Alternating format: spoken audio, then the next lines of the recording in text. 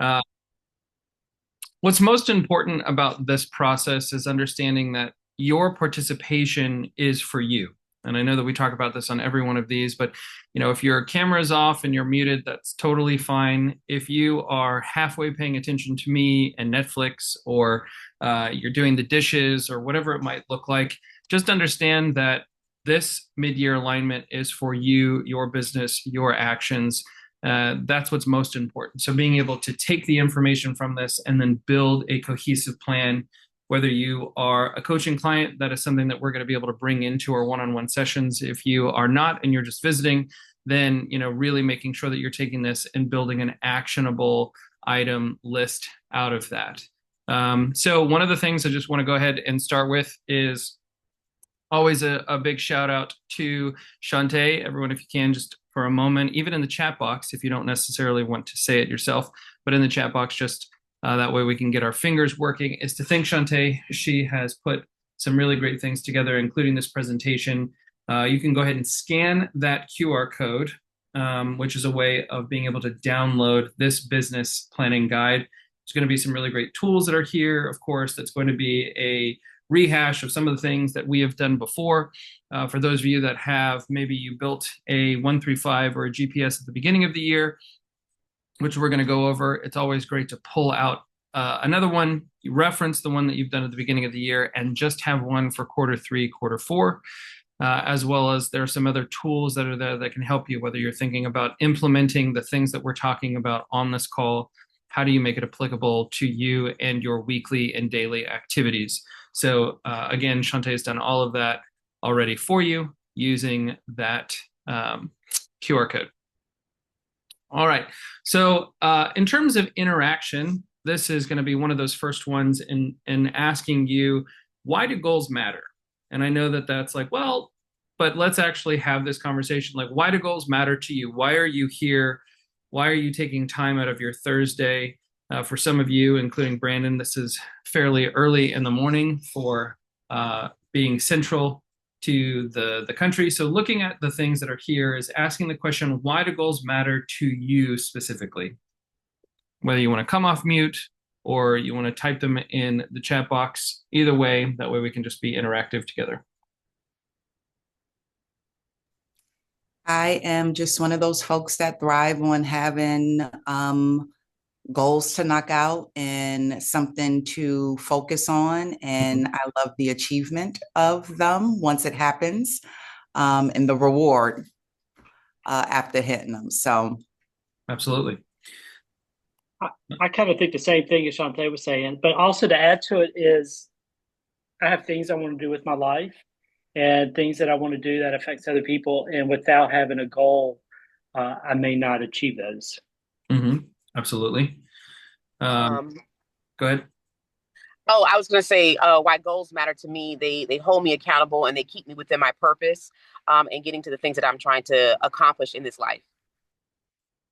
Great.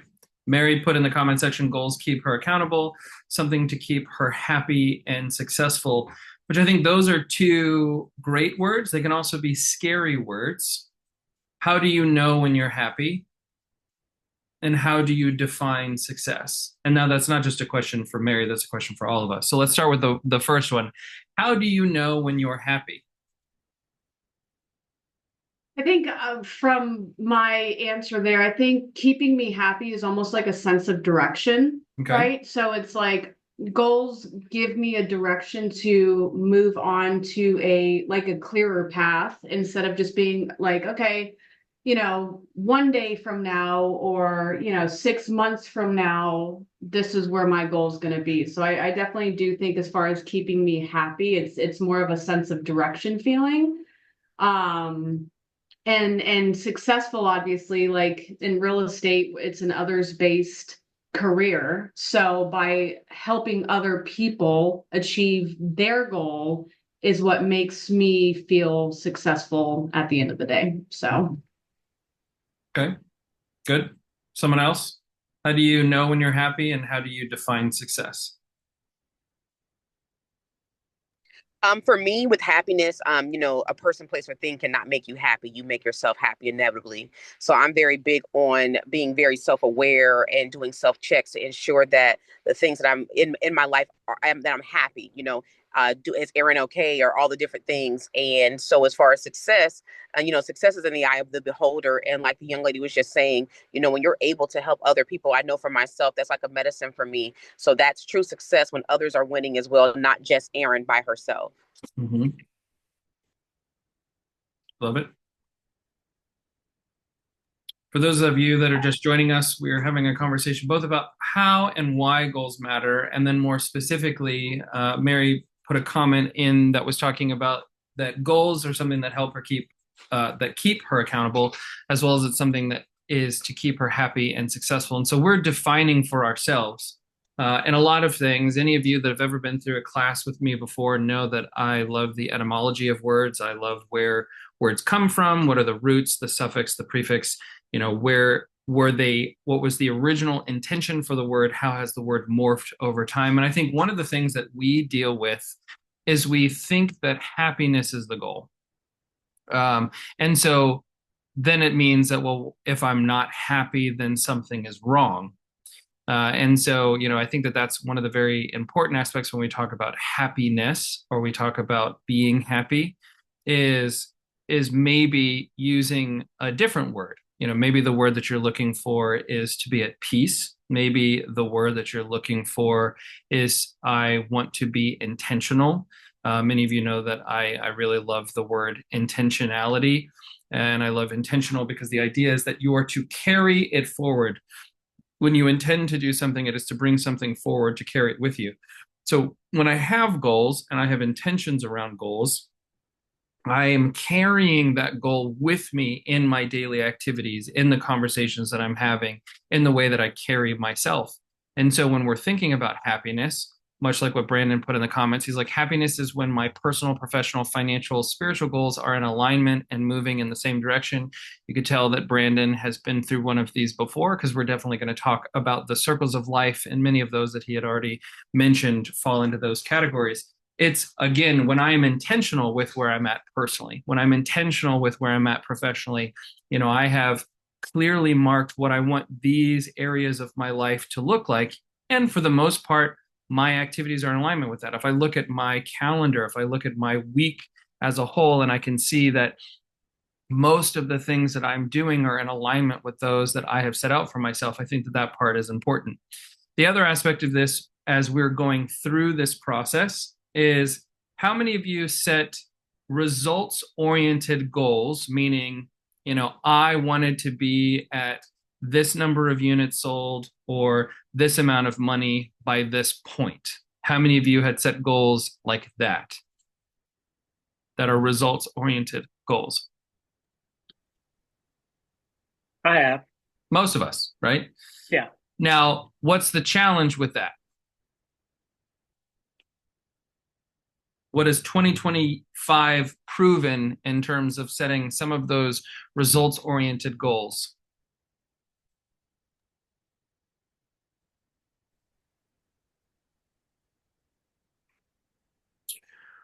Let's see. A couple of people said they did, and some are achieving them. I know that, for Mary, one of Mary's goals in terms of putting her energy towards was she wanted to take 4 listings by the end of 2025, and she's currently at 6, right? So using that as a test of saying where are those activities, yet at the same time, it's also having a conversation around where our energy has been going, right? So the process oriented versus results oriented. And part of this is that for some of us, if maybe you set a certain number of closing goals or a certain volume goal, typically when those goals are made in, say, December time, then things happen, things change, right? Imagine for yourself that you were sitting in a business planning class with me in December of 2019. What happened in March of 2020?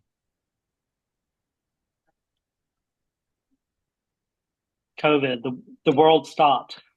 Right. Unless you lived in the South and in the state of Florida, and then it stopped for about 48 hours and then it just kept rolling. But yes, for the most part, we had COVID, which caused a complete kind of halt to the economy, many things. So if I set goals sitting in a silo by myself or at a workshop with other like-minded people and had sponsored breakfast and I felt great about myself and was going into Christmas time, I was setting all of these intentions based on a utopic world that was on my piece of paper or was on my workbook, much like today. And and what I didn't take into consideration were all of the variables that I have no control over. I have no control over how other people respond. I have no control over the global economy. I have no control over whether or not people are going to be moving to my area. There's a multitude of things that could have an effect on my goals, which is why sometimes if we set goals solely based on results, meaning I have to get $200,000 in income or I fail, or I need to help 26 families or I fail, then the idea is that I'm so fixated on the goal, so fixated on the result, that I'm not becoming obsessive with the process. Many of you have heard me talk about this before. We really philosophically want to, need to. It is important that we shift to making sure that we're focusing on the process, right? I want to build a business that is producing enough that it is generating 200,000 in income, let's say, if that was a goal. The obsessiveness comes in building a business that will generate that, not if I get 200,000, then that's all that matters. Whether I have to kick, scream, fraud, steal, as long as I get to 200,000 by December 31st of 2025, then I hit my goal.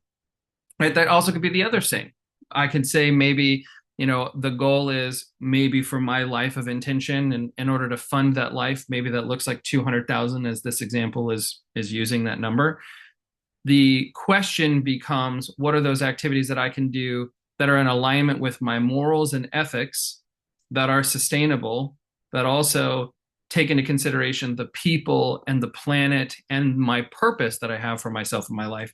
How do I do all of that in a way of becoming obsessive with building the processes, building the business that's in alignment with that?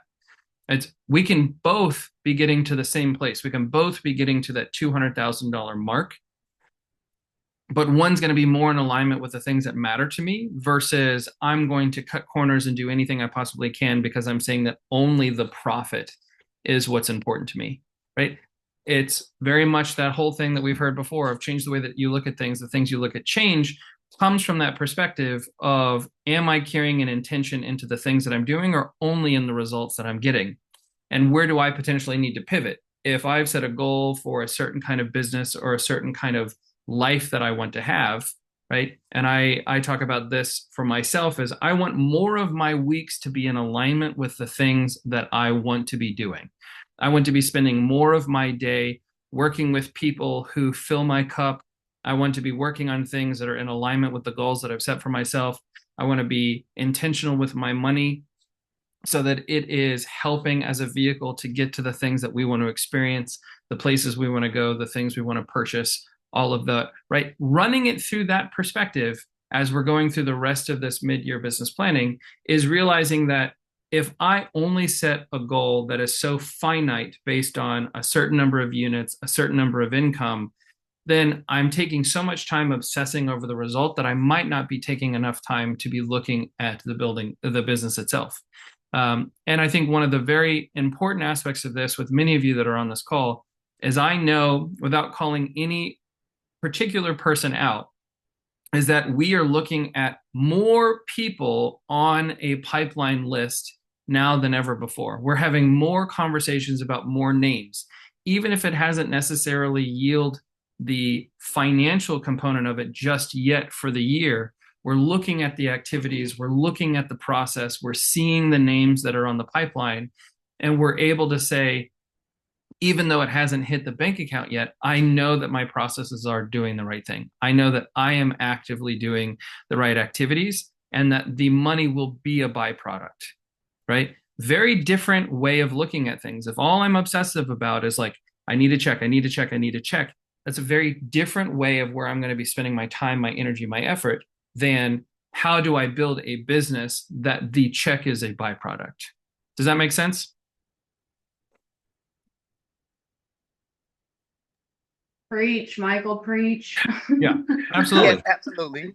And this is there's so much of this of where like we can build businesses that are, I've worked with people that are trying to prove others wrong. People never thought that they were going to be successful. So their motivation for being successful is to prove those people wrong.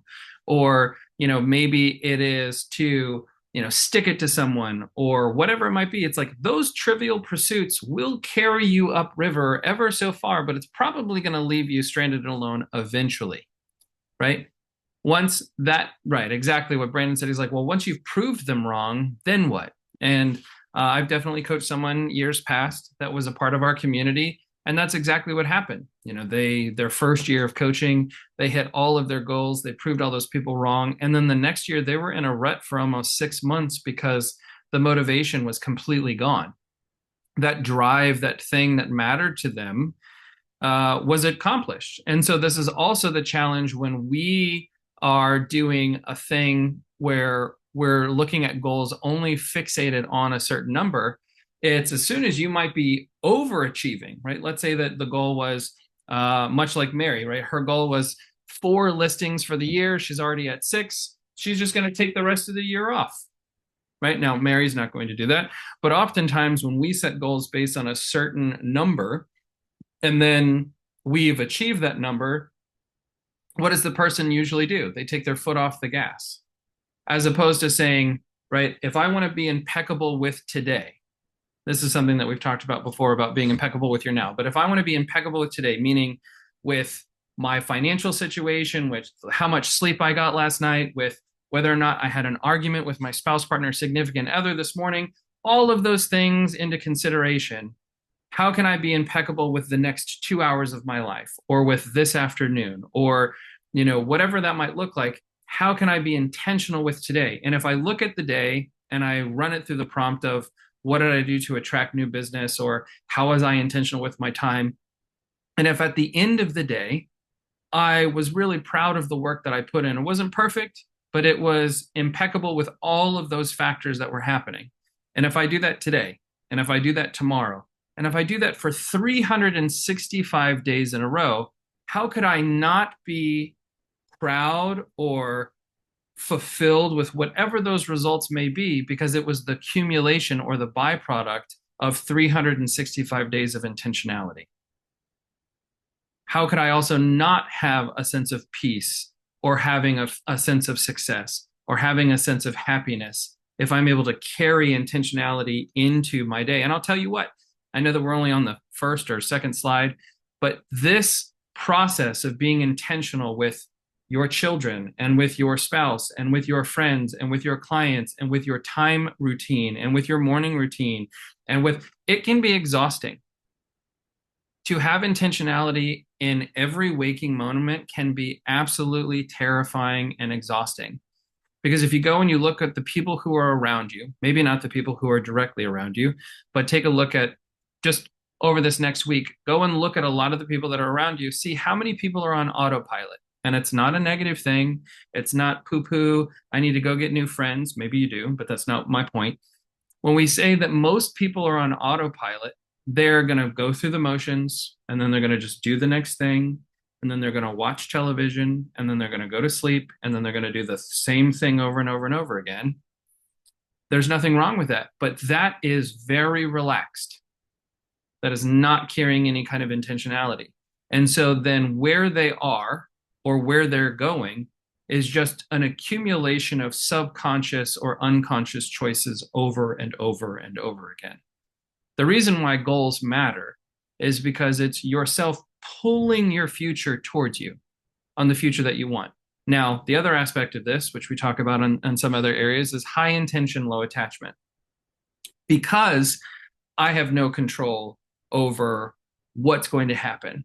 I have no control over things like COVID or the world economy or certain things that might happen, like a parent passing away unexpectedly or whatever it might be in your world.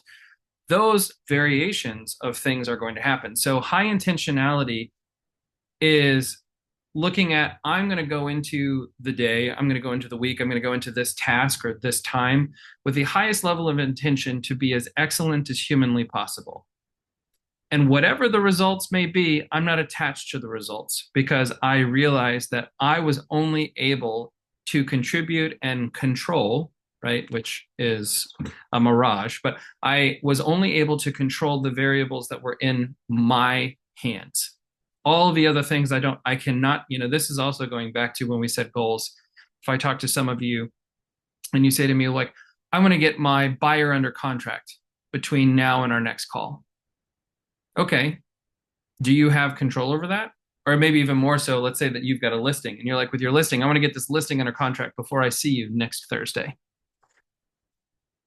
Are you the buyer? Are you able to ensure that a buyer is going to walk through the house, that buyer is going to be eligible, that buyer is going to make an offer, that buyer's agent is going to help that buyer make an offer that's going to be reasonable? Are you going to then able to take that offer and bring it to your seller and then make sure that they get it and be like, listen, I'm going to pull out a gun and put you at gunpoint and say, listen, you really got to accept this offer because I told my coach that I was going to be under contract by next Thursday. There are so many variables about that I have no control over. And so if I was to be attached to, if I don't get this under contract by next Thursday, I fail, I'm really setting myself up for failure, as opposed to looking at it and saying, if my intention is to get this listing under contract between now and next Thursday, what are all of the activities that are within my control that I can do that's going to increase the probability of that listing being sold between now and next Thursday? And if I'm able to execute on all of those things that are within my control, why can I not deem that as success, even if it doesn't yield a buyer being under contract? This is why goals matter, but this is even further than going why specific goals matter, right? This is also where we go, I have to ask better questions to get better answers, is not just to make sure that I'm looking at goals and saying, okay, this is what it is. And if I hit it, great. And if I don't, then I fail. As opposed to going, how can I become obsessive with the process and all of the things that I have control over, and whatever will fall, will fall. Now, this is also to the opposite, right? Which is the concept of I'm going to manifest and then I'm going to sit on my ass and I'm going to assume that the universe is going to do all the work, right? Actually realizing the source of this, we've used it before. I used to give a shout out to Kashmir Parker, who was the one who introduced me to this, but actually I now know that it's credited to St. Augustine, which is the idea that, we want to pray as if it's all up to God and we want to work like it's all up to us. And I love that concept because you can still manifest for the universe that all of these things are coming your way, and yet you still have to do the work. You still have to show up every day. You still have to make sure that you're becoming obsessive with the process, because however it will land, it will land.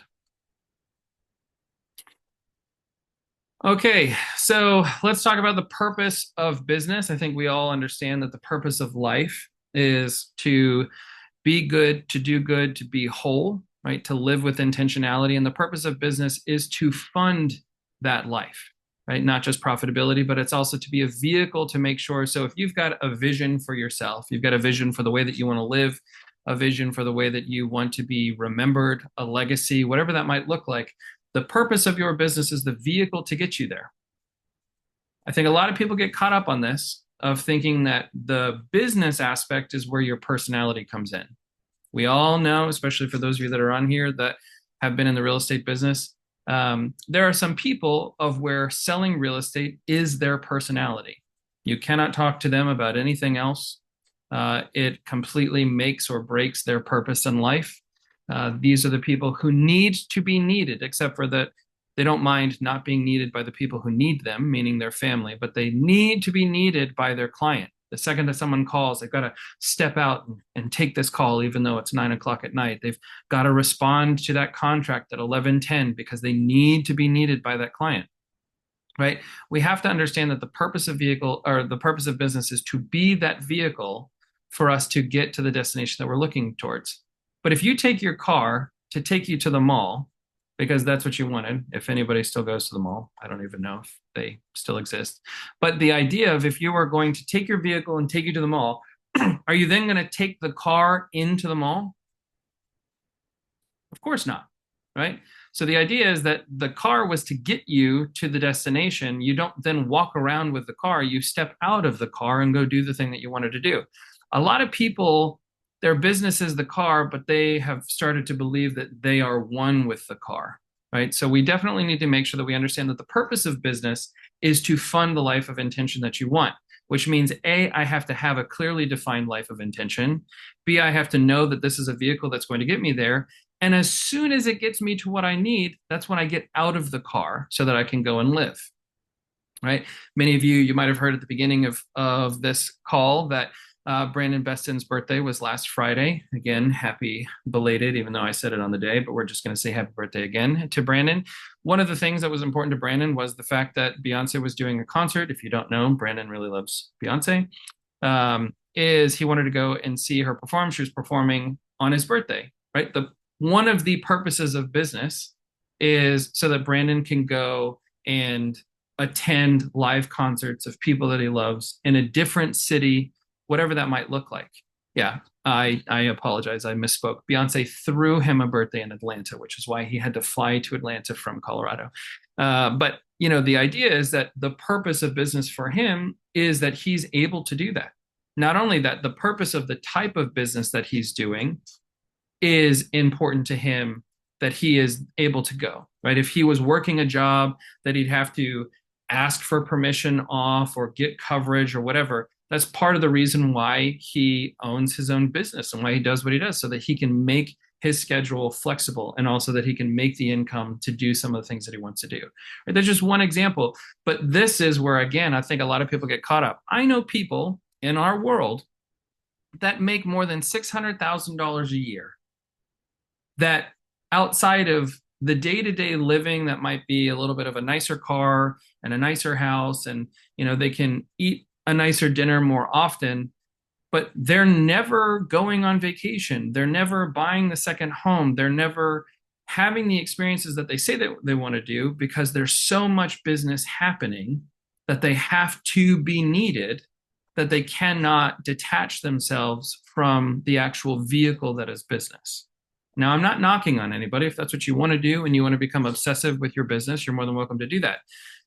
But fundamentally, one of the most important aspects about our coaching community is that it is about the life that you want to live. It's about being good, doing good, the power of what this thing can do for you, the amount of change that you can have for your family, the organizations that you can get involved with.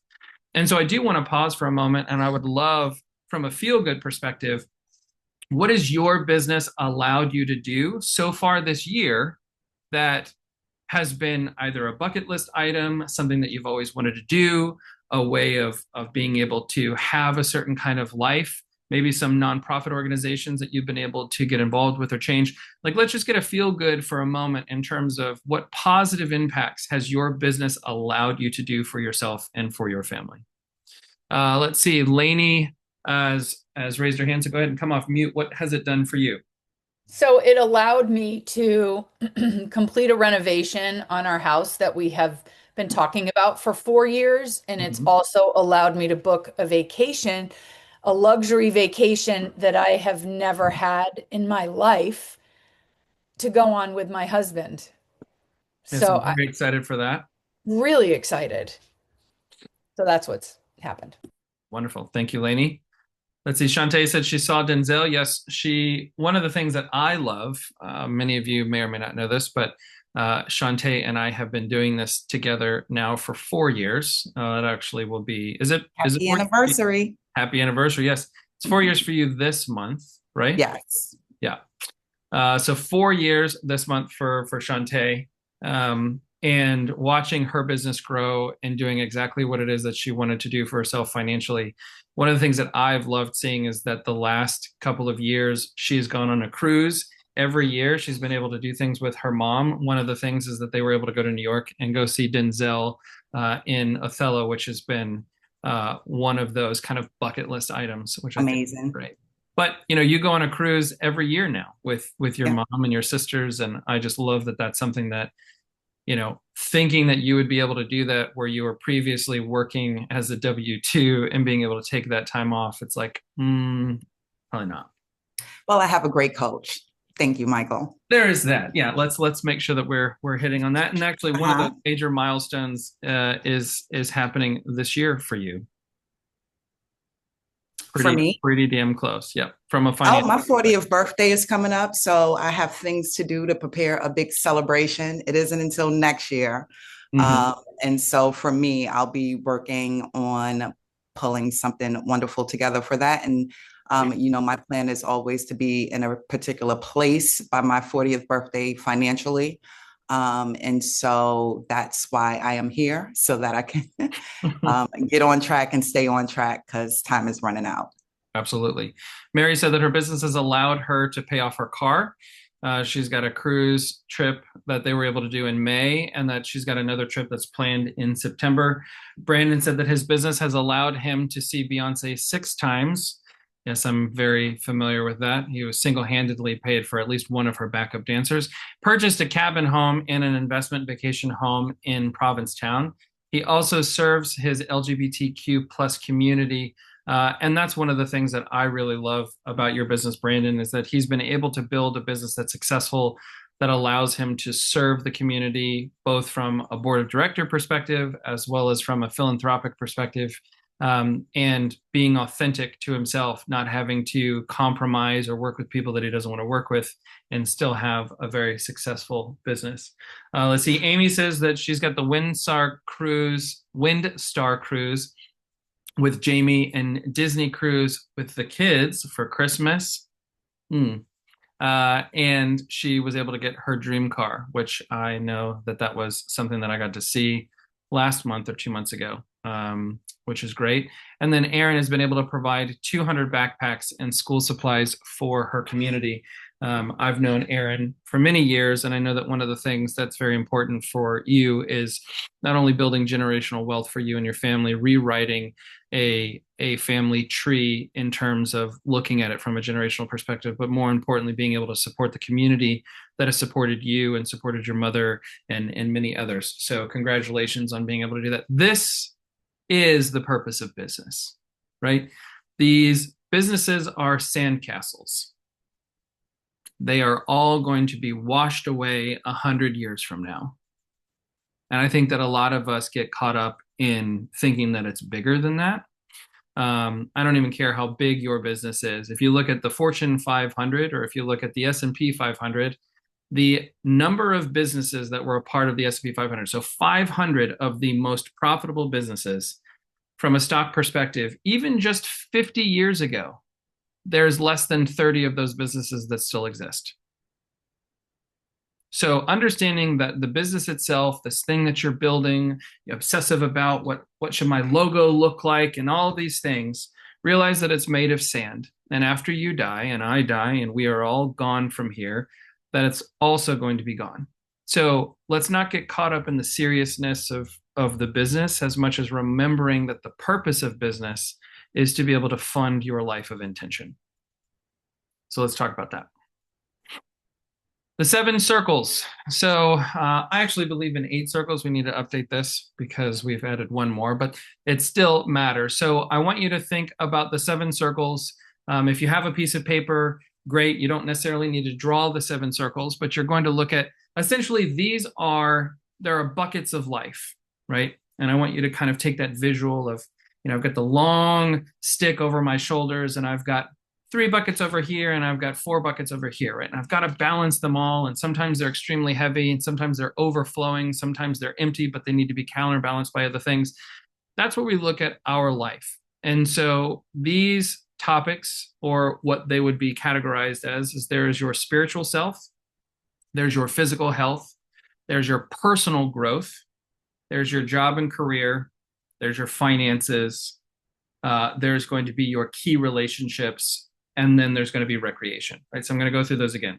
There's your spiritual self, your physical health, your personal growth, your job/career, your finances, your key relationships, and recreation.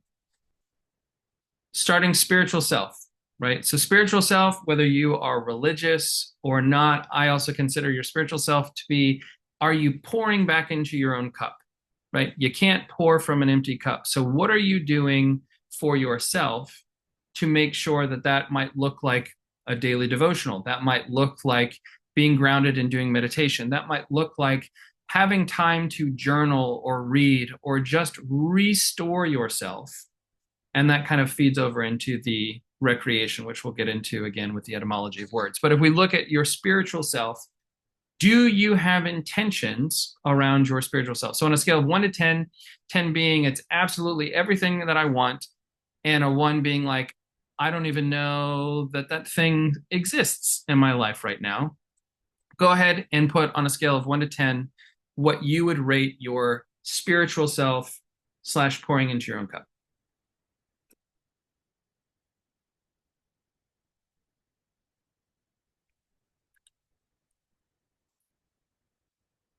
Okay. No, when you're writing in your notes or whether you put it in the note section here in the chat box, totally fine. The idea, kind of going to be foreshadowing, is there is no judgment on the number that you put, right? We're going to just put down spiritual.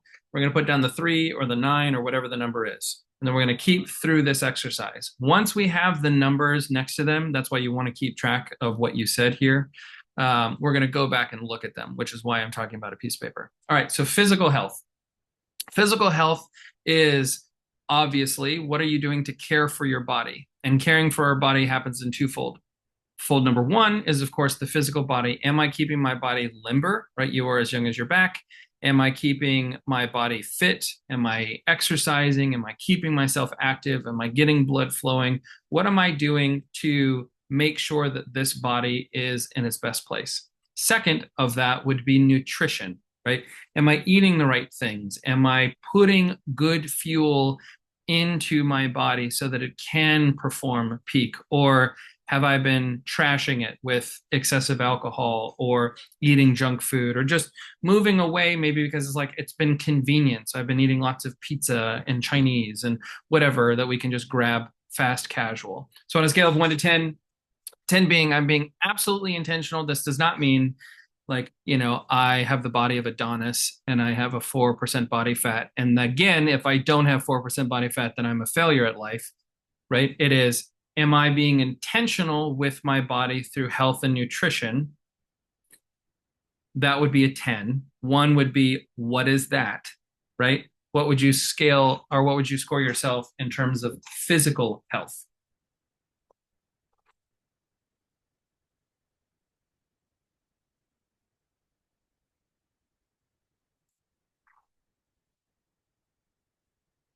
Okay. Next is personal growth. So personal growth is how am I growing through emotional intelligence? How am I being the best version of myself, right? What we would consider self-actualization or reaching that gap between where I am and where my potential is. That might look like, am I reading? What am I listening to that's giving me inspiration? Am I going to conferences because I believe that that is helpful? I've made a commitment to coaching, and that's something that has definitely helped me. I've made a commitment to therapy because it's allowed me to discover things about myself that I didn't know about. What am I doing to grow as a person, right? The older that we get, the more we want to be in love with ourselves. And I don't mean that egotistically. I mean that in the sense of like, I really want to like myself. I've not always liked myself. So am I the type of person that I want to spend time with, seeing as I'm the only person that's going to be spending this long of a time with me? So am I someone that I want to hang out with? Am I proud of myself? Do I like the way that I make choices? Do I like the people that I surround myself with? What am I doing so that I'm not only being a better version of myself for me and for my younger self, but I'm also being a better version of myself for those that are around me? So again, for personal growth, right? And this might be like, I used to read and I don't really read anymore, or I used to write. I loved writing. It was one of these outlets that really helped me, understand about myself. And I've not really written in the last year. Okay. Well, then again, on a scale of 1 to 10, 10 being knocking it out of the park, where would you rate yourself on personal growth?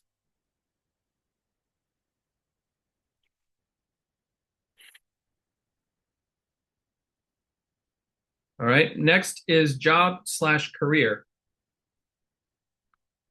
So typically I like to break these two up because the job that you might be doing today might be different than your overarching goal for your career, right?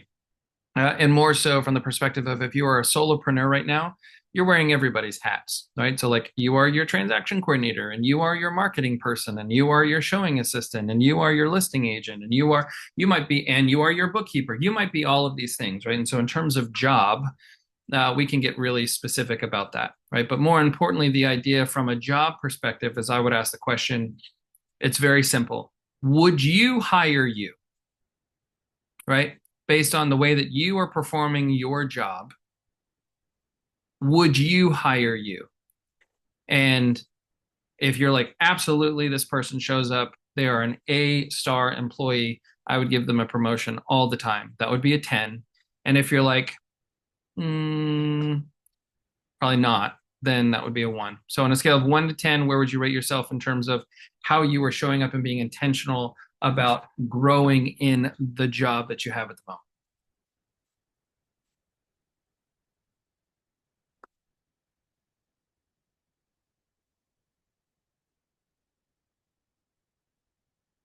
All right. So next would be finances.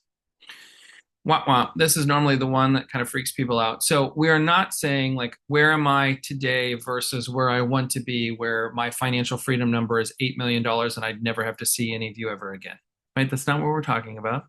What we're saying in terms of finances is, am I being intentional that when money comes in, do I have an effective plan about what happens? Do I have control over a certain amount of money going towards savings, a certain amount of money going towards paying off debt, a certain amount of money? Like, do I have not even control? Because again, control is a mirage. But if we were to say, do I have intentionality around my finances? Am I starting to establish a budget? Am I maybe being intentional about eating at home more or looking at some of those things, right? So on a scale of 1 to 10, 10 being absolutely this is intentional. I built a plan of action. I have an investment plan for myself and my business, and I am executing at a high level. 1 would be, what is that?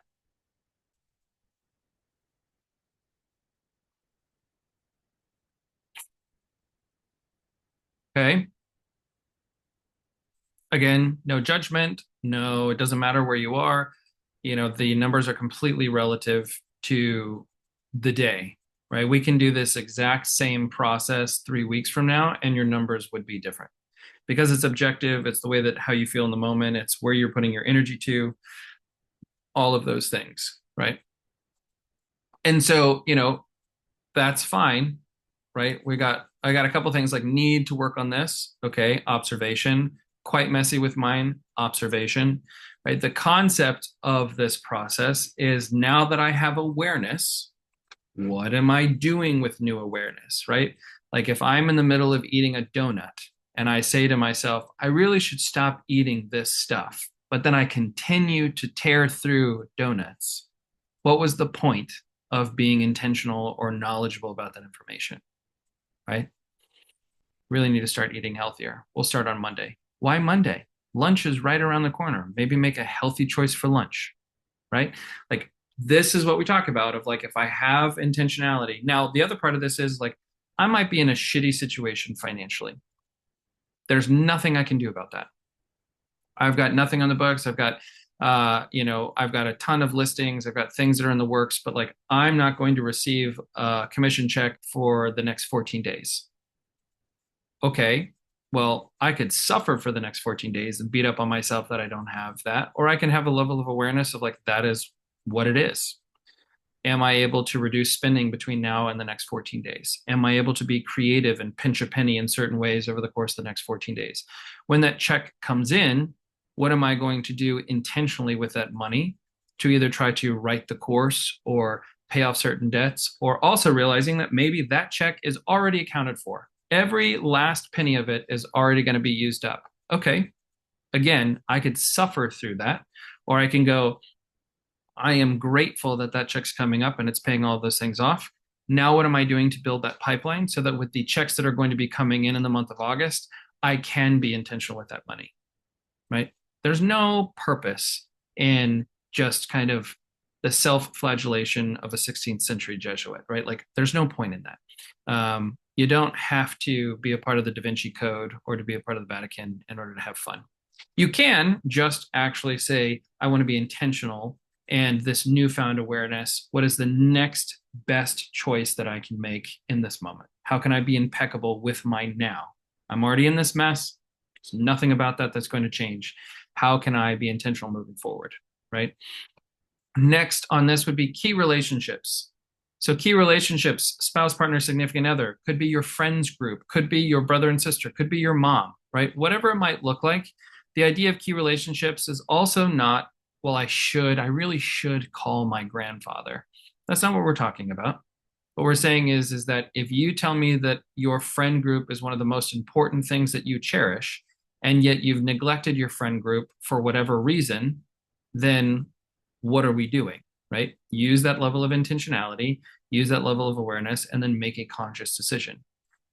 If you find that you've been kind of phoning it in, maybe with your spouse, partner, significant other, the idea that, how can I show up in such a way that I can make a positive impact on this relationship or these things? How can I make sure that I'm prioritizing my friends? If I say that they're important to me, how can I reach out to the friend group and say, let's all get together on Friday and do something together, whatever that is, right? Again, bringing intentionality as opposed to like, right? Failed marriages do not happen overnight. Well, sometimes they do. I guess it's not really a great example.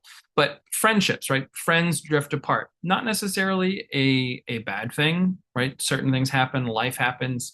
We hear that often, right? I've got a cousin of mine that anytime that we see each other, we're always like, oh my goodness, we always got to get together. We got to reach out to each other more. We got to call each other, blah, blah, blah. He's got 3 kids. He's got a world that he's involved in. I've got a world that I'm involved in. The reality is, like, why do we keep putting that pressure on ourselves to be like, oh, we should, as opposed to in this moment when we see each other, let's be 100% present. Let's enjoy every part of this. And we'll see each other when we see each other.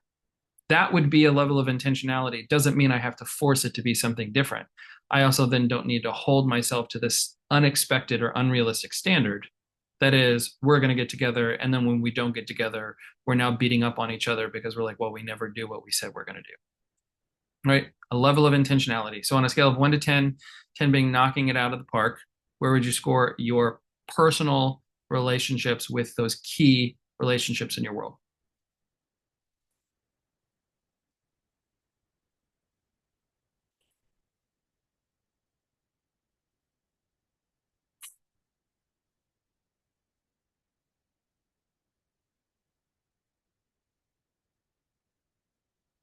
Okay.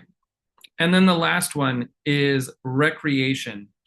So when we're thinking about the word recreation, we want to think about a couple of different things. So one of the things that I love about this is, and I wanted to pull it up so that I had the word for you, right? We think of recreation as, like lounging around or just kind of doing something lackadaisically, right? But the idea is that the actual definition of recreation is refreshment of strength and spirits after work. It's also a means of refreshment or diversion, right? So the idea of a recreation to recreate, right? It's the act of recreating. So we're wanting to refresh our strength and our spirit after work is what recreation is. So what are you doing to refresh and recreate your spirit after working? That might look like, I hang out with my friends. That might look like a hobby. That might like being active, whatever that is for you. If it is going on trips, if it's reading, if it's having alone time, whatever that might look like, do you have those things identified that help refresh your strength? Right. This is why I said this kind of falls into that spiritual aspect also of pouring back into your own cup. It's how am I refreshing my spirit, my strength after work?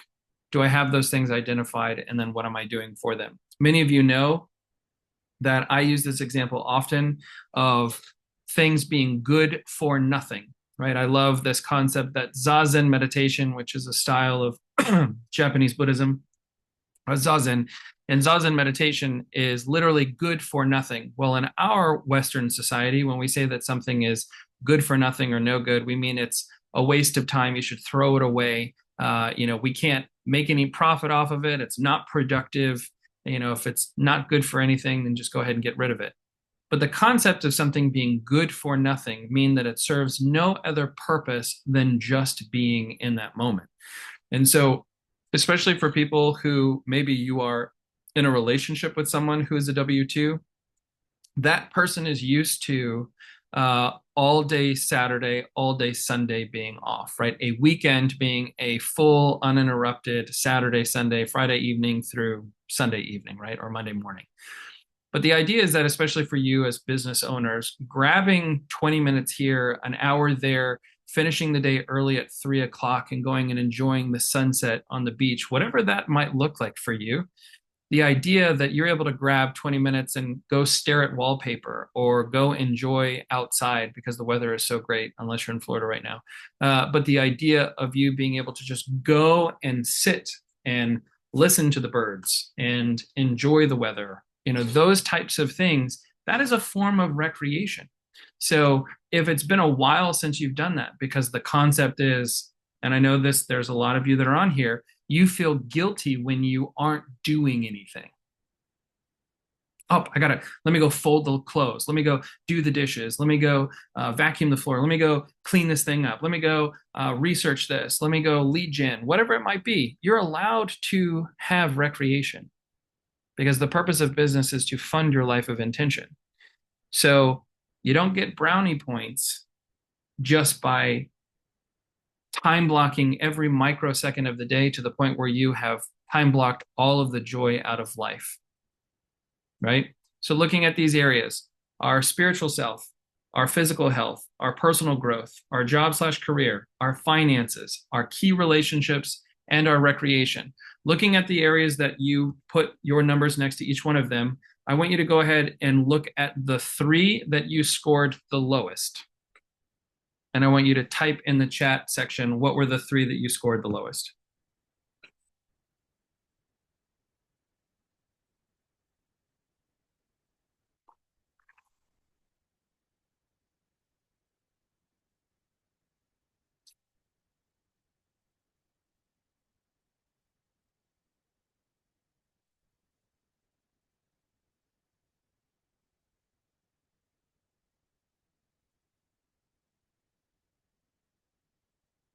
And you can either put it in the chat section or you can come off mute, whatever is more important for you.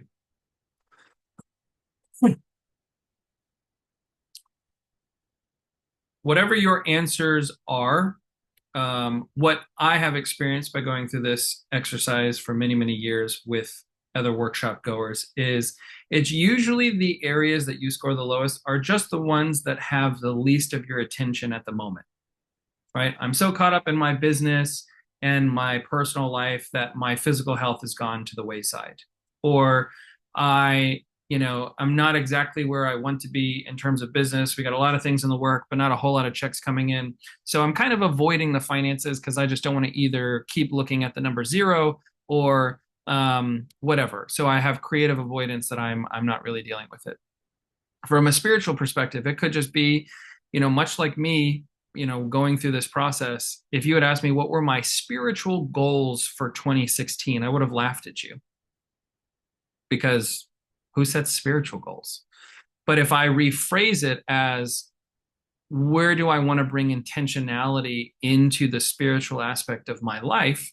And what are those things that I define as things that pour into my spiritual self? Well, that might look like, in addition to me reading books on finances and business, how can I also be reading books that are either from the metaphysical perspective or a book of scripture or something like that? That am I being intentional about bringing those things forward, right? Relationships.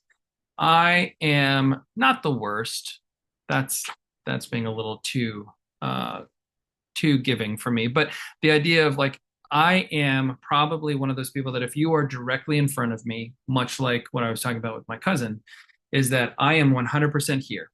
I am right here with you. I'm not looking at my phone. I'm not distracted around anything. So if you are the person who's right in front of me, you get my attention. But if you're not one of those people that's in front of me, kind of out of sight, out of mind, you might not necessarily be at the top of the list. And one of those, right, might look like my mother. For my mom, love my mother. Anytime that I see my mother, we're great. Lots of things happening. But I'm not the type of person who's like, how are you today? How is the weather? What's going on? What did you eat for lunch? I love you. I don't care about those things. But I also realize that you care about being cared for, and you want to know that I'm thinking of you, even if I don't necessarily tell you. So, how can I be intentional of realizing, not just selfishly, treat others the way that you want to be treated, but to treat others the way that they want to be treated, knowing that for my mother, for her to feel that we have a closer relationship is for me to check in with her periodically. It's not about what I want. It's that I want that relationship with my mother to be good. I want her to feel loved. What are the things that I can do in order to make that happen? Right. That is what we're talking about. How can I carry intention? How can I bring that purpose forward in the areas of my life that I want to bring attention towards? Just by going through this exercise so far of what we've talked about, both of why goals matter, the purpose of business, and the 7 circles, what's been a good reminder for you? Because I know that some of you have been on here that it's like, I've been through this with you before. We've done variations of this many times over the years, but there's a reason why the fundamentals are always so necessary. And I'd love to hear from you. Like, what are you gathering? What's hitting you maybe differently this time than before about these 3 slides?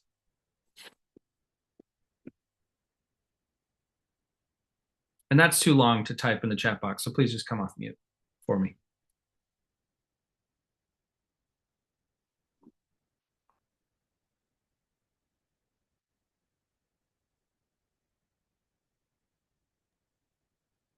Okay, I I'll think go. So yeah, I really love this exercise. It's my first time doing this with you, Michael, and it provided a awareness and a light on the things that I definitely need to focus in on, and that what I'm not even really, not saying not paying attention to, but could go harder on.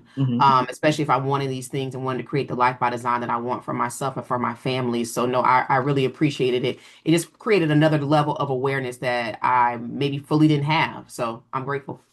Absolutely. Thank you, Aaron. I see, sometimes it's interesting when I look at where I scored today and where I've scored in the past.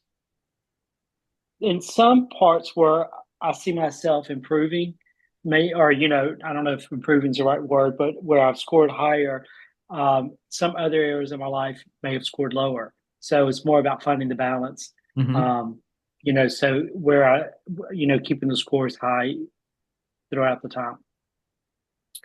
Yeah, the visual that they have of this is that this is supposed to be like a tire, right? So if this is the tire that is on your vehicle of life, if they're not all somewhat the same, which I feel like, if you gave yourself a 5 across the board for all of this, right, that's just kind of like melancholy. We would have a much deeper conversation about things.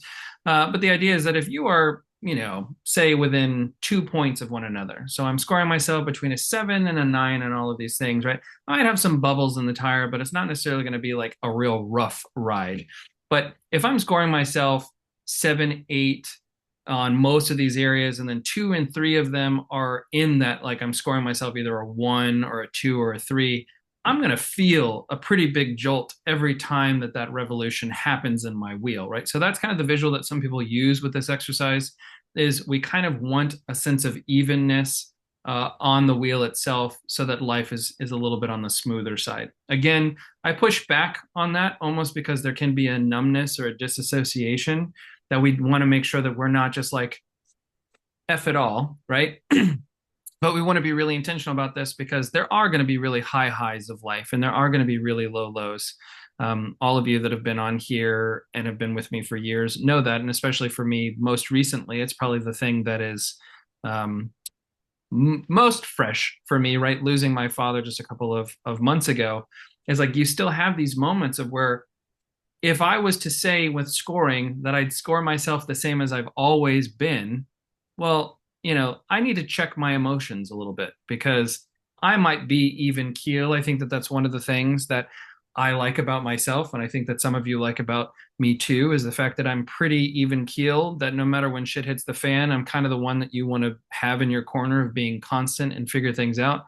But if I was numb to everything and just kind of scored 4s across the board, that'd probably be something that I'd want to investigate, right? Like if I'm saying that everything is a 4 I probably want to look a little bit further into that. So understanding that this process, just like what Stephen's saying, is finding a little bit of the balance.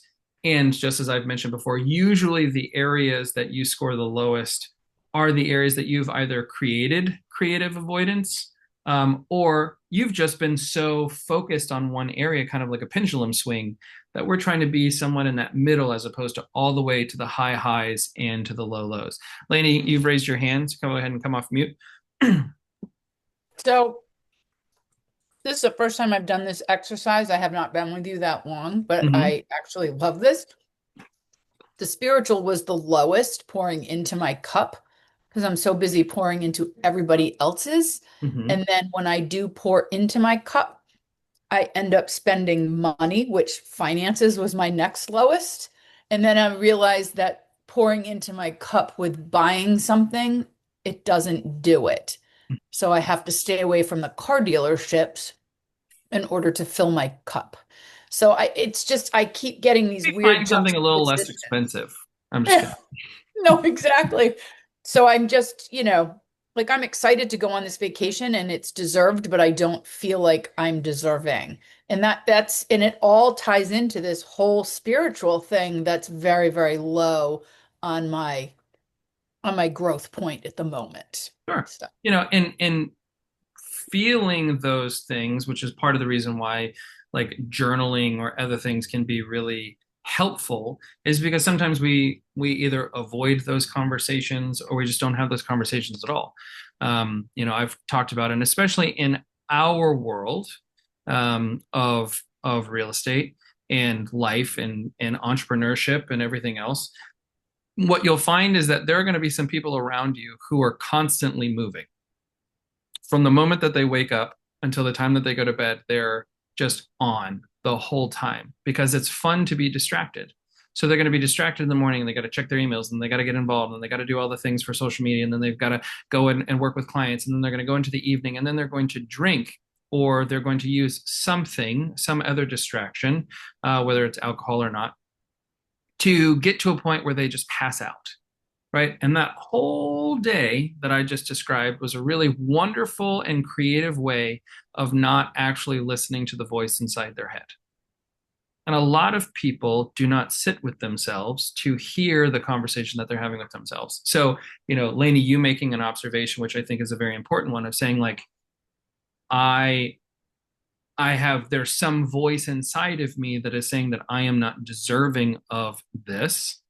Where is that coming from? Right? Posing questions like, where is this coming from? And having it answer back to you. And you might already have that answer. You might not have that answer. I know that for me, I'm kind of that way in the sense of like, I have no problem buying something for someone else, but I would never spend that amount of money on me. And I might go, well, why is that? Part of that might be I might not think that I am deserving of that. And I've definitely posed that question to myself before. And then that's a whole nother thing to explore. Why do you feel like you don't deserve it? And then the other part of that too is going like, well, it might not necessarily be that I don't deserve it. It's that I don't find value in that thing. And so if I don't find value in that thing, then I'm not going to spend the human energy that was expelled in order to pay that money for that thing, right? Because I just don't see the association. But is it one or is it the other? And I have to be able to sit with myself long enough to pose that question. And I might pose that question 50 times before I get an answer back from myself. Right. So this process it's very interesting to go through. And again, when we're in this relationship with ourselves, how much time and commitment are we putting into this relationship with ourselves? Right. Much like a brand new relationship with a new love person, you're pouring all of this love and energy and all these things in that person. Have you ever poured that much love and energy into yourself? And I think for most of us, the answer is no, because we're not taught to do that. It's also for the reason why mindfulness and meditation is so important, because it allows these feelings and emotions and thoughts to come through, and we can either sit with them and meditate on them, or we can let them like a cloud just kind of pass by and go, yeah, I'm not touching that one today. So the purpose of this exercise, and just like Stephen said, of going back and looking at you could do this 7-circle exercise once a month. And you'll find that ideally you don't see your answers from before until you've already done your assessment, and you'll see where the areas that I'm now scoring higher. Well, what are some of those life events that might make things different? Well, if I just come back from a family reunion and we had a wonderful time, I might be scoring key relationships at a much higher number than where I scored them 2 months prior when it wasn't really a priority. And since I saw that it wasn't a priority, I made intentional actions around being more visible with those key relationships, right? So it's this kind of call and response of what can I do to look at these things. All right. So taking inventory, this kind of goes back to, and we don't need to take a significant amount of time on this, but you want to make sure that you know these answers, right? What are the total number of transactions that I've done so far for quarter one and quarter two? What were the gross revenues for quarter one and quarter two? What were my expenses for the first half of the year, right? So understanding that, kind of looking at total number of units, gross commission minus expenses gives us net income. From there, this is where we kind of go into like, what's the total number that I have invested for the first half of the year? What is the total number that I have saved for the first half of the year? And what am I proud of from the first half of the year? So that's the one that I want to do. We've already kind of done this last question, right? What are some of those life by design items that you were able to focus on for quarter one and quarter two, whether that's the cruise or paying off your car or having certain experiences, right? You've already kind of had some of those things come together. But now I want to talk about for your business or showing up for yourself, whether it's productivity or, your personal productivity, as well as systems for your business, maybe some key hires that have been made, whatever that might look like. What are you proud of from a business perspective for the first half of the year?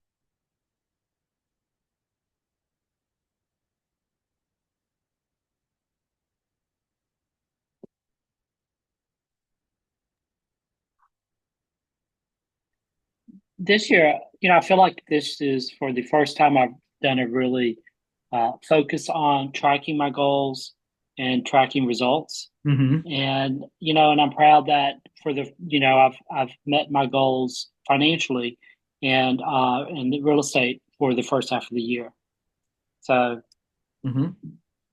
Absolutely. And I guess I'm curious because I'm looking at the roster and I'm trying to think of who else was there with you. But, and I know Amy was, but Stephen, you came down to Florida and we did the Lead with 2030 Vision. So, taking how this year's activities are actually getting you closer to that larger picture of, say, 5 years from now.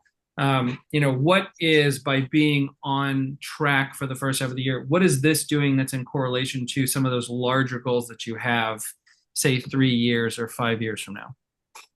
Well, it certainly gives me a little bit of comfort and cushion. I'm able to, because for those goals to happen, I've got to meet this year's goal and next year's goal. So it just gives me some comfort in knowing that I'm on track to make that goal and to be doing that thing. I think you say it all the time, and I have to remind myself it's about the process and not, it's just doing the process.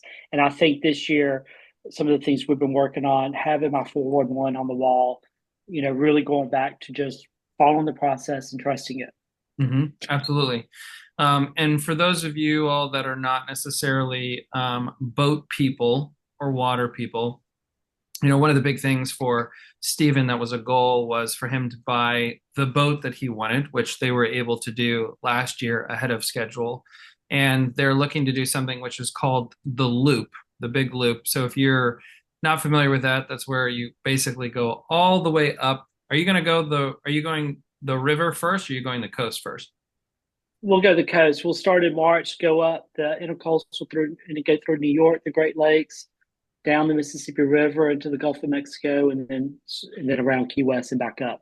Yeah, so it's a great loop over the eastern side of the country. This is something that was like, well, we're going to do this in 2030, and now it's like, well, we might be able to actually do this 2 years or 3 years from now, which also then means, because of that being a goal, where they're going to be on the boat for either 6 months and then having to take a break and then coming back and doing the other half, or an entire year being gone.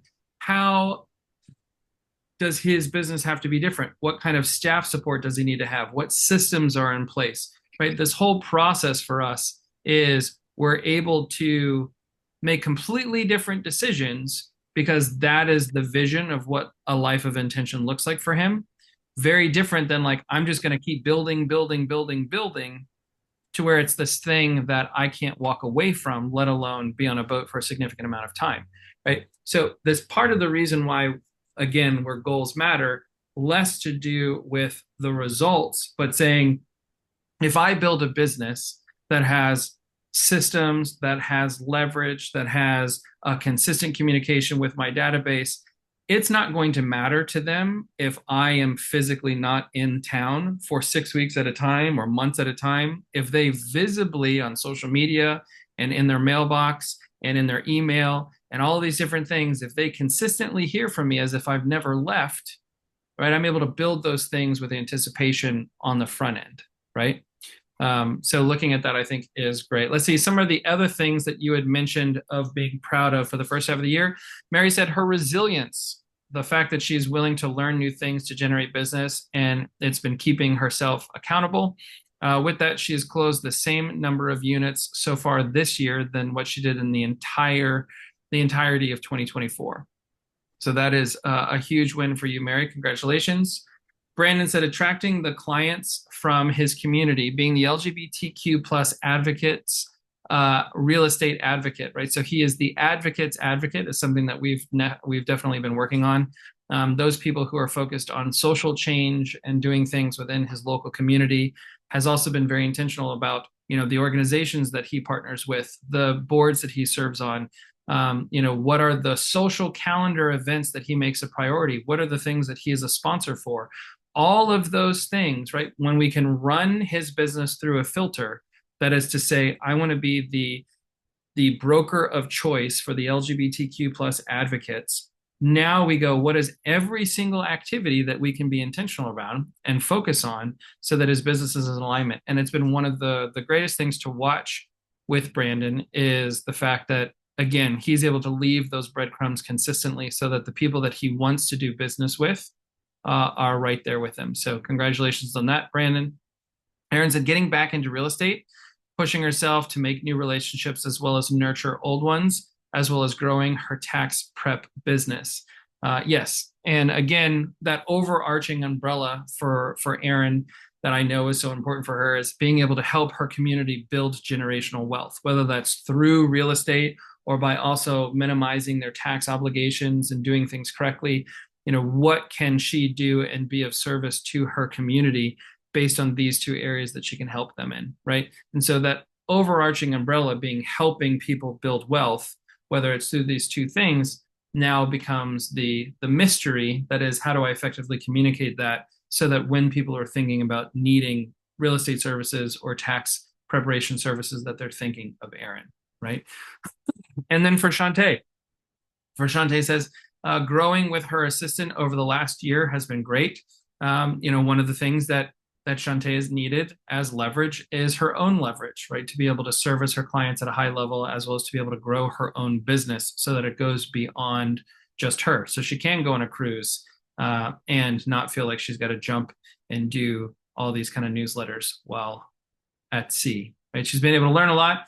And the fact that her assistant, Toshia, has now been able to move from being part-time to being able to work with her full-time, right? So not only was she able to build a business where, when Code Black was originally started, one of the things that was important for Shantae was to be able to help other women in business, be able to help other Black women in business, be a strong entrepreneur, and be able to help also create job opportunities for others, right? And so not only was she able to pull herself out of a W-2 situation, be able to build a business that would be able to sustain her, but now she's also at a place where her assistant's able to work full time and she's able to pay for both of those, right? That is, again, what is the purpose of business? It's a vehicle not only to fund your life, meaning the extracurriculars and things that you're doing, but also as a vehicle for you to be able to see your vision come to fruition, right? So for her, that vision of being able to give back and provide opportunities of growth for other people is part of her purpose of business. So congratulations to you all. The reason why we do this, right? And I know that some of you know this and it's quite literal, but when's the last time that you've actually reflected and looked at the things that you've been doing and look at the opportunities of being proud. There's so many chances that we have to carry gratitude and abundance with us, that we sometimes forget it if it doesn't initially translate to the bank account, or if it doesn't initially translate to the superlative or the top-down report, or a medal from international, right? So this concept for us is, and again, you've been through this with me before. For me personally, I have a natural scarcity mindset around money or certain things. I've shared this before, but for me, I mean, I've not, now that I think about it, I've not had that irrational fear in probably 2 or 3 years, but I used to have this irrational fear that I would be homeless. There is, which I love the acronym FEAR, is false evidence appearing real. There's no evidence to support that I would ever be homeless. I'm surrounded by a great group of people that would, I assume, would not allow that to happen. Right? There's nothing to do that, but there's something that says that there's a scarcity mindset of like, the jig will be up at some point, the music will stop at some point, something will happen, and it's going to all come crashing down, right? Again, sitting with yourself and going, well, where did that come from? And Freud would say I could blame my mother, and Jung would say that there's a dark side that I have to kind of sit with a little bit longer. But understandably, this concept of talking about scarcity, it's I have to retrain my brain to come from a place of gratitude and abundance. We like incense. It's part of what is kind of the only way that I feel like a fragrance can actually fill your house. And so I typically will light 2 sticks at the same time. One stick is gratitude, one stick is abundance. And it gives me an opportunity. It is a social cue for me, right? And this is, if any of you have read The Atomic Habits, habit stacking. So this is one of those habits that for me, by grabbing the 2 incense and lighting the 2 incense, then stacks the habit of me then using that as an opportunity to do the affirmation that I am surrounded by gratitude and abundance, right? This process of doing the mid-year alignment, as much as it is to get a reality check and to whip you into shape on any of the things that you haven't necessarily done, it's also an opportunity to give yourself grace and be reminded of the levels of gratitude and abundance that are around you. Where are those things that I can be grateful for? What are the things that I can be proud of? What are those results or systems or processes that I have been developing over the last couple of months? Where am I seeing them start to grow, right? And I know that we've talked about this as a real estate industry. For all of you that are on here that are in real estate, we talk about farming from a geographic perspective. And unfortunately, farming has kind of already been taken as a word within the industry, but I really want you to think about farming for a moment from an agricultural perspective, right? If I was to get a new piece of land, it's a raw piece of land. The land has been barren. Maybe the pH level is way off in the soil. Nothing has been cultivated, anything that's there. What's going to happen to that land in year one is really just trying to bring the bacteria and the biomes and all of the life that needs to be inside of that healthy soil, right? I might till the soil. I might make sure that we're making some correction, whether I have to add nitrogen or calcium or whatever I might need to do, right? In addition to that, I might have to lay down a cover crop, right? And that cover crop just basically makes sure that the soil doesn't wash away during rainy season. But what it's also doing is it's potentially, depending on the type of cover crop that I put, it might be putting certain things back into the soil, right? There are certain things that are nitrogen producers that will kind of suck that out of the air and put that into the ground. And you might be glossing over, some of you that don't care about this, but just stay with me for a moment. That first year is not going to provide or yield the fruit and the vegetables that I need to feed my family. But I still do the work anyway, because that is year one. Year two, after that cover crop is done and the season is over, I'm either going to bale that hay, let's say that it's hay, or I'm going to turn it over, right? So I will take the roots and I'll point it to the sky so they can't continue to grow.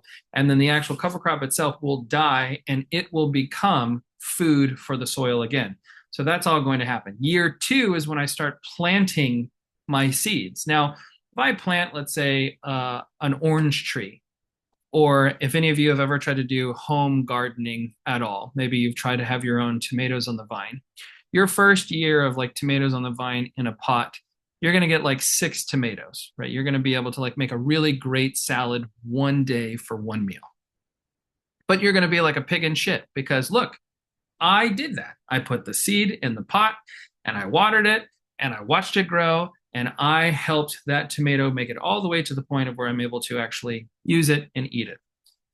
Same thing with an orange tree, right? That orange tree might, for the first year, might give me like 3 pieces of fruit. They're going to be really small. But look, I grew them. Imagine what happens over 5 years when I have cultivated the land and I have nurtured those fruit trees. That fruit tree by year 3, 4, 5 is going to consistently yield a level of fruit for my family and potentially even that I can sell or that I can barter or that I can gift to other people. And the work actually inverts and goes in the opposite direction, right? So as the produce, the production of that orange tree increases, the amount of time and energy and effort that I have to do to make sure that that tree is there inversely happens. Your business and your life of intention works this way also. It's a hell of a lot of work of the first 3 years of intentionality. And I don't care if you've been in business for 10 years. I don't care what it looks like. Just like we talked about in autopilot, you might have been licensed or you might have been in business for 5 years, and this is your first year of being really intentional.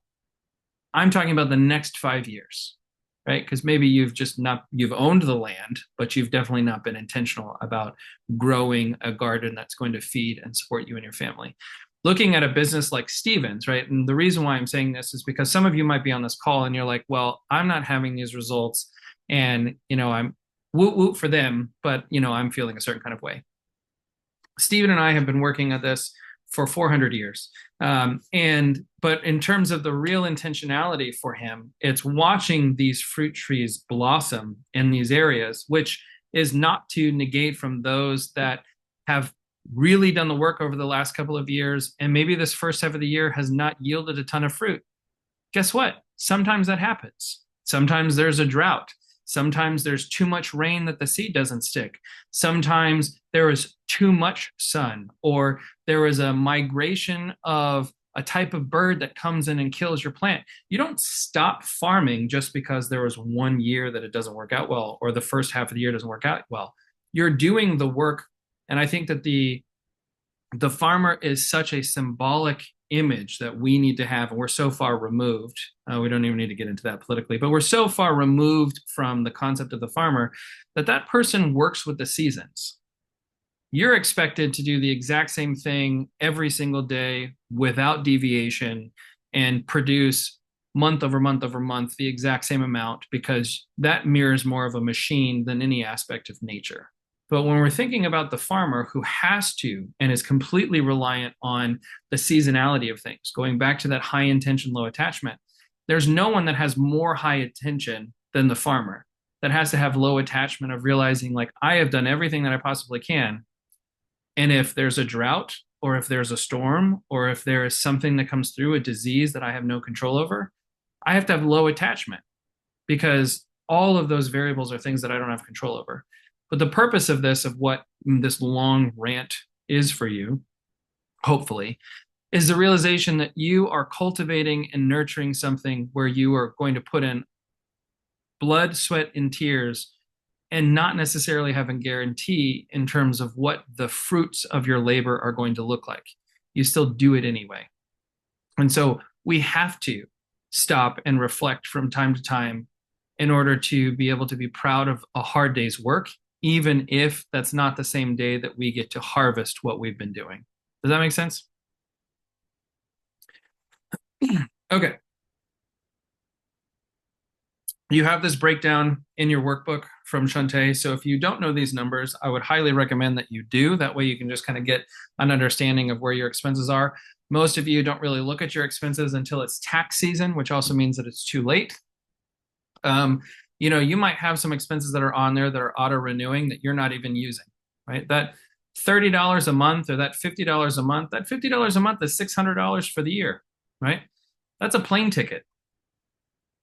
That $600 might be, a night or a couple of nights at a great hotel somewhere. Think about the experiences of what that looks like. Like, whose Christmas could you potentially do a really wonderful thing with that $600 as opposed to like, oh, it's the $49.99 that comes out on the 15th of every month and you've not been paying attention and it just pulls, right? This level of intentionality is not just to cut from expenses of the things that maybe are big, right? Usually the idea of like death by 1,000 cuts is all of these little things that could have a negative effect on you and your business, right? So we want to look at those things and be intentional and not wait until the end of the year, right? You might also be paying for certain things that are just not yielding the results that you're looking for. Maybe I retake that money and I'm going to invest it in another area, right? Which is also why we want to know where our sources of business come from.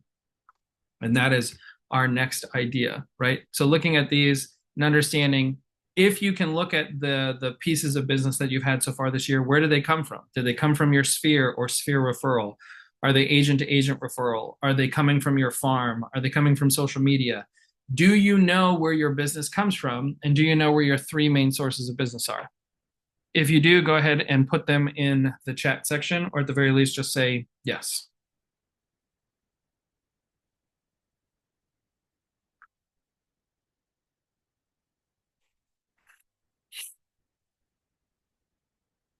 Okay.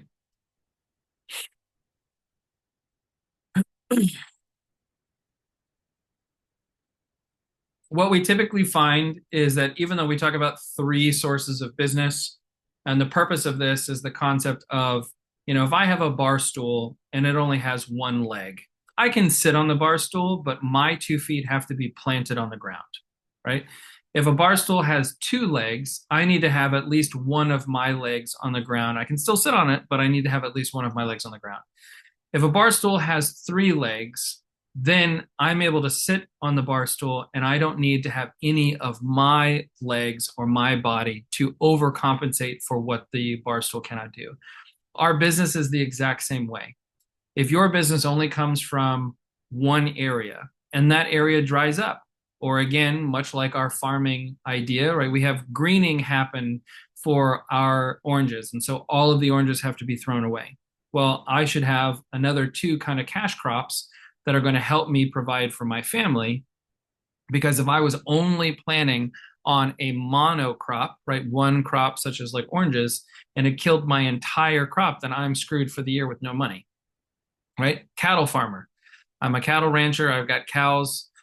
Sorry, Brandon, and anyone else that's a vegan, right? But if something happens to where there's like bird flu, which is something that happened a couple of years ago, we see that. We also heard much about this last year in terms of with chickens, right? There was another bird flu that happened that was coming through because of birds flying over chickens. Entire groups of chickens had to be slaughtered, right? An entire flock. 20,000 chickens had to be slaughtered, and all of that meat had to be thrown away because of a potential disease, right? This idea from a farming or ranching perspective is if you only have a mono source, then you could potentially be, as Warren Buffett says, we don't know who's swimming naked until the tide goes out, right? So all of a sudden, the tide goes out and you're left without any underwear or any bathing suit because you were only looking at the one and it was kind of overcompensating. So even though we're talking about three sources of business, it's not saying 33, 33, 33, right? They're not evenly distributed, one third, one third, one third. You might find that 60% of your business or 70% of your business comes from your first source. And then your other two sources make up that 30% difference. But the idea is, do I know where my business comes from? Number one. Number two is it directly correlated to where I'm spending money or where I'm being intentional, right? There's this adage that you hear some people say, well, you got to spend money to make money. Well, that's also why Vegas is still very profitable, right? To just spend money to spend money doesn't work for us. What we're looking for is to say, if I'm going to spend money in this area before I even spend $1, I must determine what is that ROI that I'm looking for. So for instance, someone asks me to sponsor an event, right? There was an event that happened that they asked us to come in and sponsor the event. So sure, we bought a table. Before we said yes to the sponsorship, for me was, what is the purpose of this event? Well, number one, it was client retention. So who of my clients are a part of this organization or being recognized by this organization so that we can make sure that, they are feeling loved and appreciated and all of those things. That would be number one. Number two is I want to get at least 3 new pieces of business from this event, right? So these are 3 people that I don't know. I want to be added to the database, and I want them to join the coaching roster. So we did it. It was a great retention tool for the people that were there. Amy, you were there. There's some other people that were there. However, it did not yield the 3 pieces of business that I wanted to come from it. So when they asked me to sponsor it again this year, the answer was no. Right? You are starting on the front end of going, what is the return on investment that I'm looking for? And then I'm going to, much like the scientific method, I'm going to have a hypothesis. I'm going to test the hypothesis. I'm going to take the results, and then I'm either going to confirm my hypothesis or I'm going to make adjustments and then go from there, right? Same thing with the ROI. I'm looking to farm this area for the next 12 months or 24 months, okay? I'm willing to spend X amount of money in that farm area. I have looked at the numbers. I've looked at the turnover. I've looked at other things that are having, right? Science class finally being applied to real life. Yes. I'm doing all of these things, and I'm saying, all right, I am willing to invest 12 months, 24 months into this area. What is my ROI? And it also needs to be reasonable. I can't look at, let's say it's a community of 1,000 homes that I'm thinking about farming, and they average 18 transactions a year.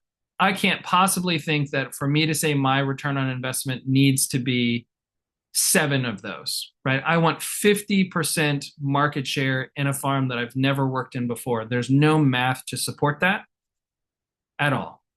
Now, if I say I would love to build the business to where maybe I'm getting at least 1 piece of business for the first year, right? So I'm breaking even. If I'm sending 1,000 postcards to a neighborhood, let's call it $1 a postcard for simple math. I'm going to spend $1,000 a month. I'm going to spend $12,000 a year. What's the average price point in this neighborhood? Let's say it's 500,000. Well, if it's 500,000 and I take 3%, that would be 15,000.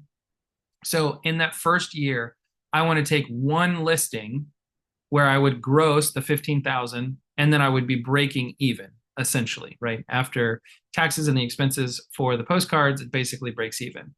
Year 1, just like the idea of farming, I have barren land that all I'm trying to do is do the first year as a cover crop. I'm trying to cover my expenses to ensure that I'm able to build something from that point moving forward.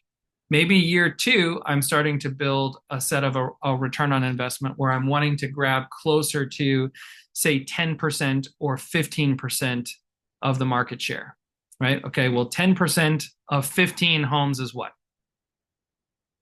1.5. Right? Well, there is no 0.5 of a home. So I get to make the decision, is my goal for year 2 to get 2 transactions? Well, if the year is to get 2 transactions, I spend $12,000 for postcards and I get a total of $30,000 in income. Okay, well, is that pretty good? It's about a 50% return on investment. Okay. Now we would say, is this viable though? Do I really want to be working a neighborhood? So we would even back up further. 1,000 houses, they have 15 transactions per year. What is that turnover rate?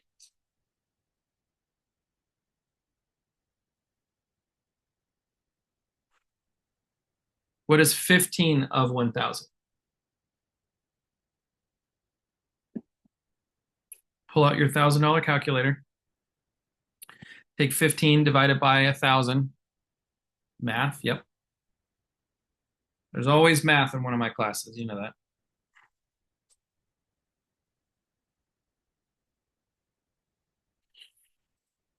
For the sake of time, that would be 1.5%. 1.5% is what that would equate to. Is that great market share? No, right? I'm looking for, if there's 1,000 homes, realistically, and there's also a class for this. So there's how to build a 6-figure farm. We don't need to take a ton of time on this. That's already been recorded that we can make sure that you all have access to.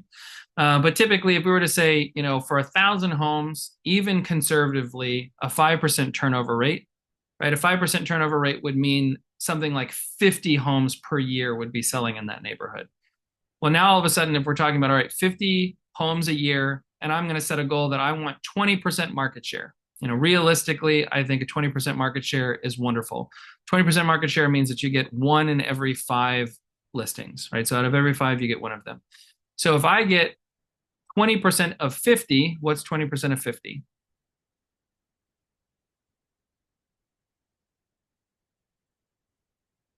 5 times 2, 10, right? So if I got 10 transactions in a neighborhood,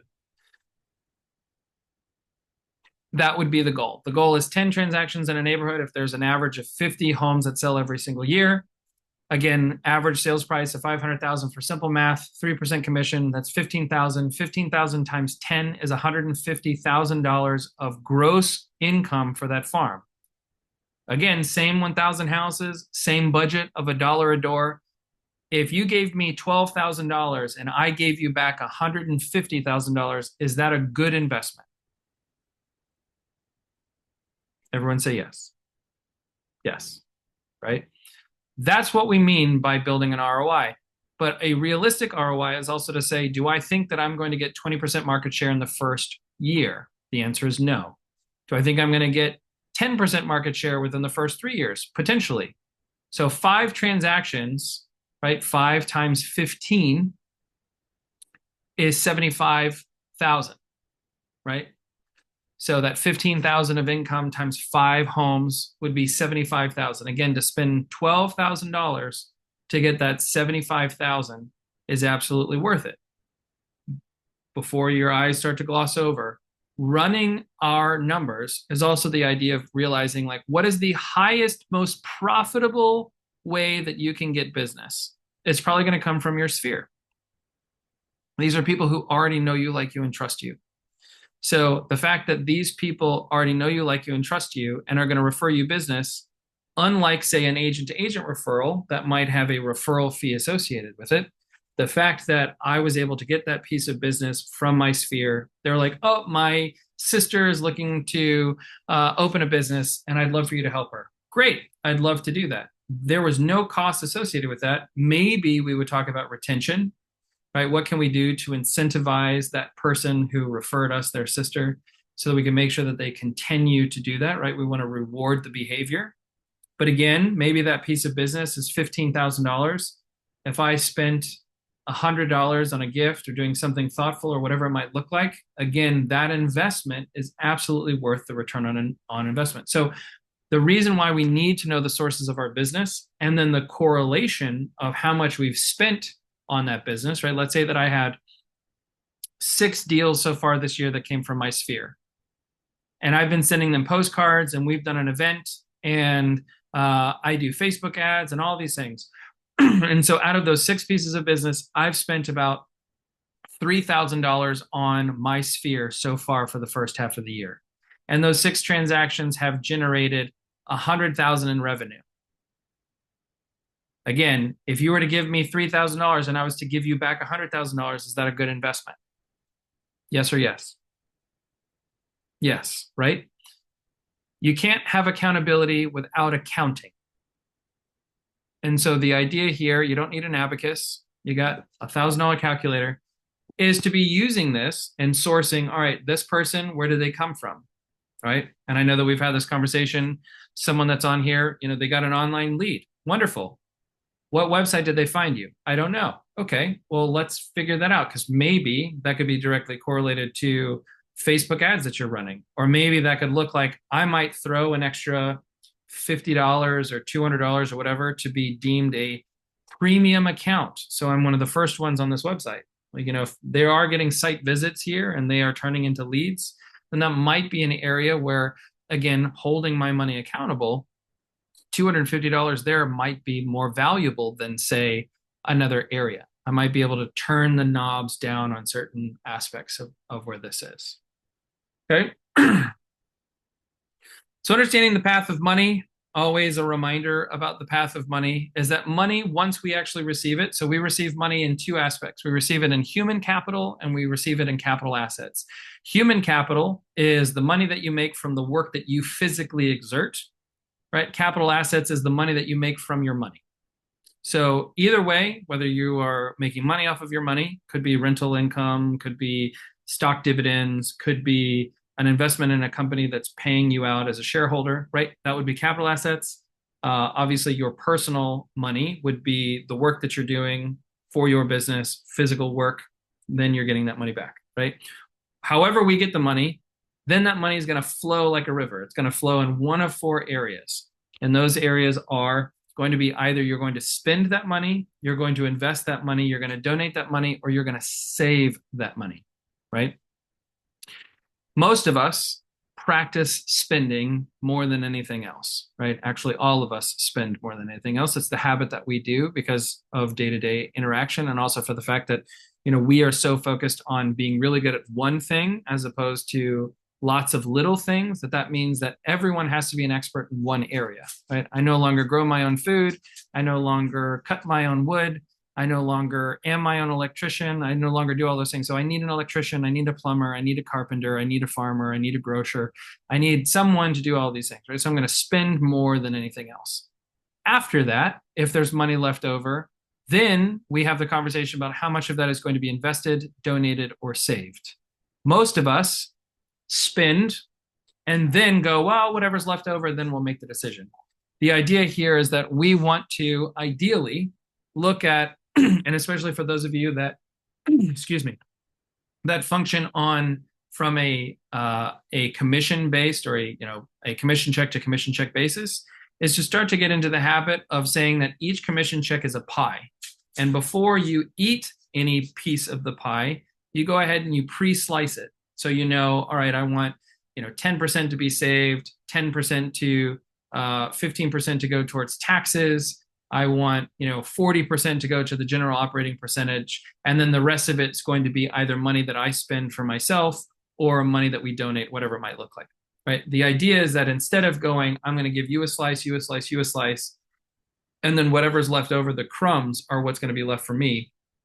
The idea of being profit first is I'm going to go ahead and I'm going to pre-slice the pie so that these things can happen. Many of you have heard me talk about this. There's a great book by Mike Michalowicz, which is called Profit First. Right? This is the idea that typically, we're going to come back to this one, but we're going to look at this, which is typically the old school way of how we looked at things was like income minus expenses equals profit, right? I get the money in, I pay all of the vendors and everything else that happens, and then whatever's left over, that's the profit for me.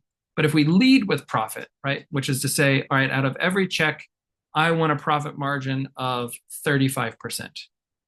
So then profit would be 35%. I would then minus that number out of the income, and whatever is left over, that's my expense account. You want to do an event? You have the money in the expense account? Great. If you don't get to do an event. You want to hire that new person after profitability? You minus that profitability from your income. Whatever's left over is your expenses. It can pay for it. It can't pay for it. This concept of the profit first, one of the probably most profound aspects from the book that has been beneficial for me and my family and my businesses, is to go ahead and open up these different bank accounts, right? So you have your income account.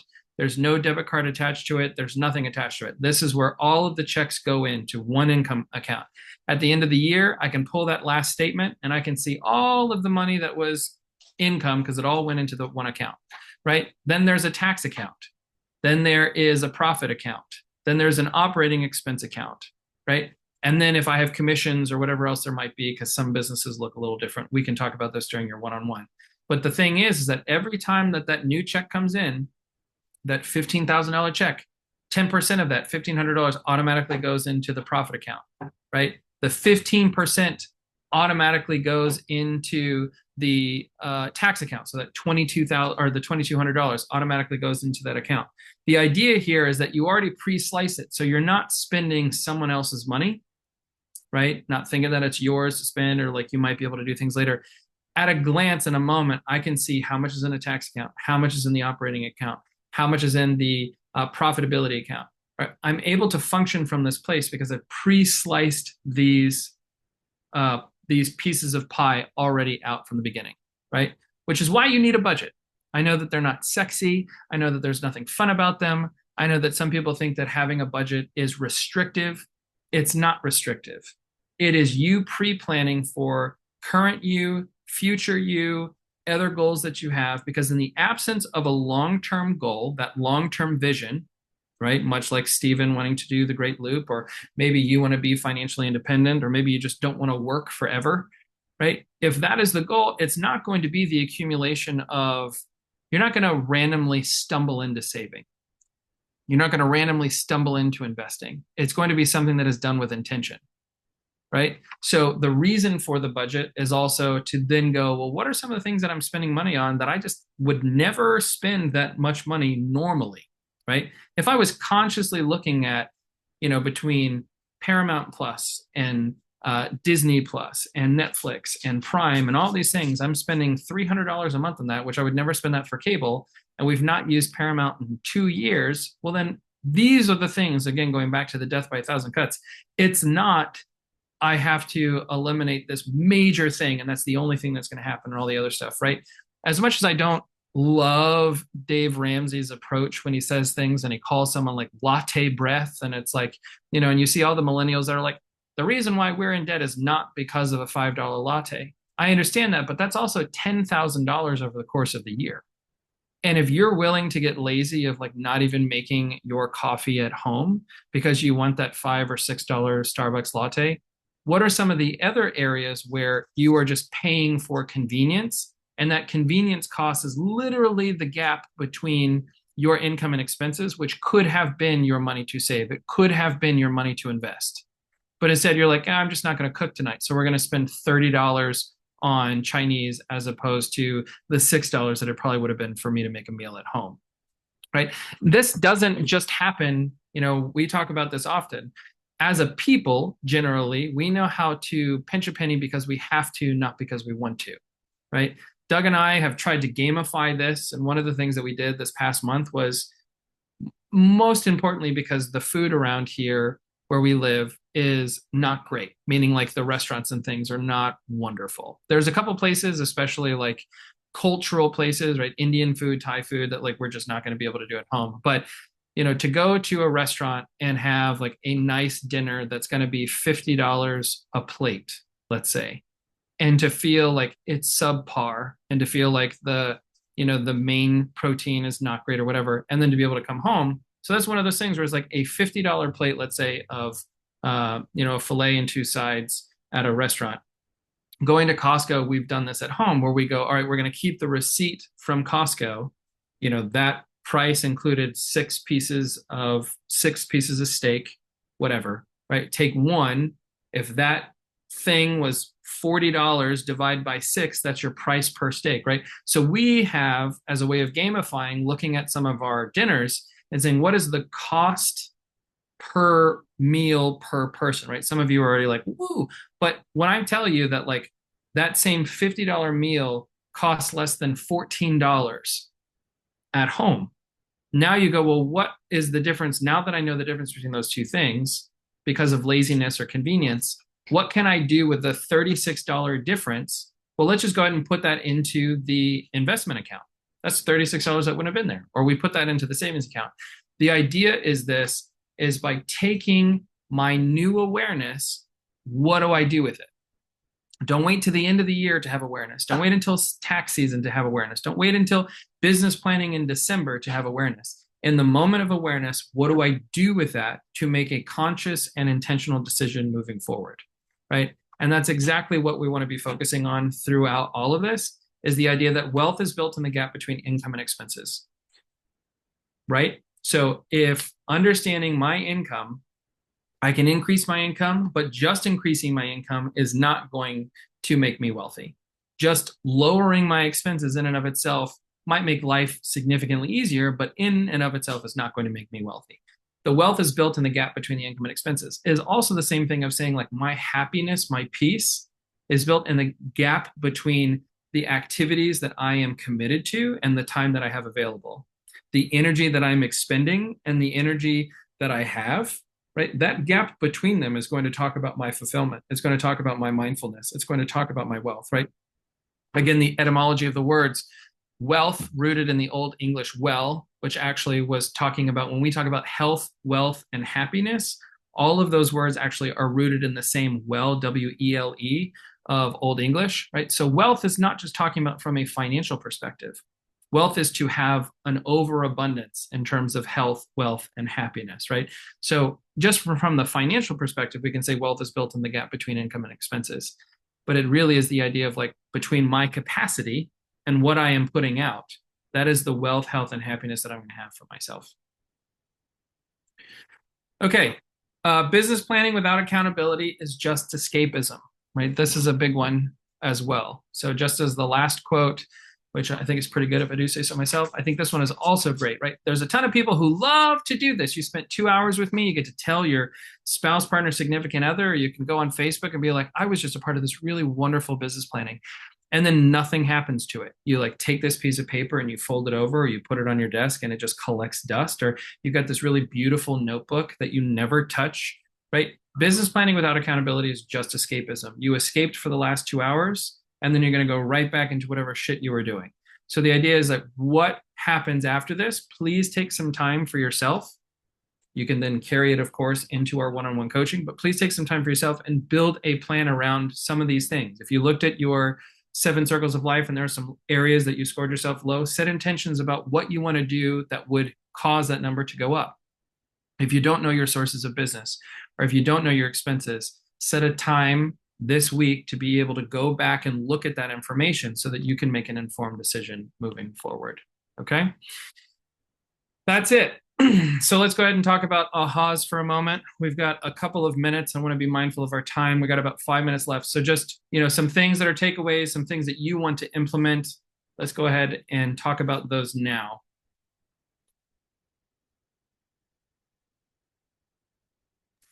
I think sometimes a bird's eye view will make it look like everything is on fire. Mm-hmm. And so being able to comb through each of these things and kind of see where I stand on everything makes it much clearer on where I should be focused. So I don't have to focus on the whole thing. I just have to focus on those areas that I know need it. Mm-hmm. And yeah, I came in here thinking about business. The personal side of things in terms of the 7 circles didn't even dawn on me, Michael. So that was a good reminder. Good. That both are important. So I have some very clear goals in both departments for the next 6 months. Perfect. Stephen? I think kind of the same thing. Just re-looking at my goals for the second half of the year and really kind of pulling out my 411 and going back through that to see what kind of, if I need to make any changes. And, again, you say it, just trust the process and, what is working and continuing to build on that. Absolutely. Brandon said, refocusing on the goals and knowing where in the 7 circles I need to work and be proud of what I'm doing well. Absolutely. Mary said, proper planning with regard to giving myself grace and understanding my accomplishments, having intention in the things I am doing to grow, and not just fixating on the end result or goal.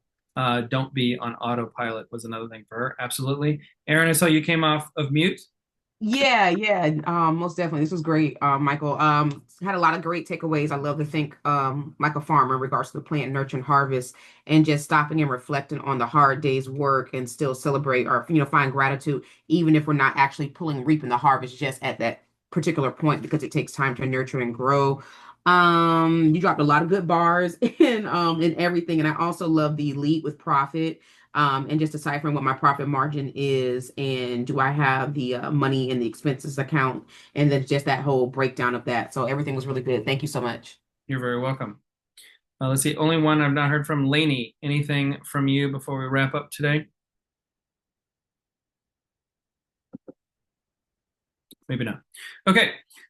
Thank you all very much. Oh, there she is. Because I'm in the middle of Trader Joe's and I've been listening.